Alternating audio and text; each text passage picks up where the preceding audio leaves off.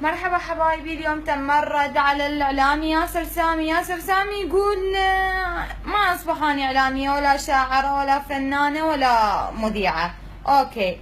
ويقول أني دربتك وأنتي فتيلي على الانستغرام. زين، أني من فتت لك على الانستغرام شلون دريت بين أنت تريد تصور برنامج وتريد لك بنية؟ هو انت الفتت عليه، انت الفتت عليه. لو تخليها بالصدق، لا تظل تكذب على العالم. والبرنامج بعدين اول شيء اني نجحته، لو مو اني العالم ما يباعون ترى عليك، ما حد ما يحبك لين انت. اوكي، لا تظل تصرح بكيفك، وجميع القنوات لا يظلون يصرحون بكيفهم، ولازم تتحاسب ولازم تتحاسب. سويت جريمه؟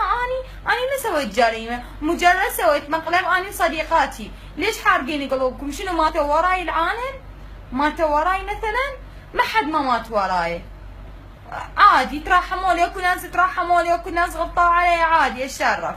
وارجع واقول لك مو انت اللي تقيمني ولا الناس بتاعتك اللي يقيموني، جمهور هو اللي يقيمني، الناس اللي تحبني، لان اني الفضل الي، اني نجحت البرنامج. وبعدين انت من تقول البرنامج صورناه باسبوع، شو وقت لحقت تدربني؟ شو وقت لحقت تدربني في دول الله؟ والله انت لا لحقت تدربني. اني كان عندي موهبه شعريه، واني صرت جريئه قبال الكاميرا وما خفيت، وبعدين كل شيء انت ما سويت لي. اوكي، كل شيء ما سويت لي، سويت لي بالله شلون دربتني في دول الله. واني طبيت لك على الانستغرام.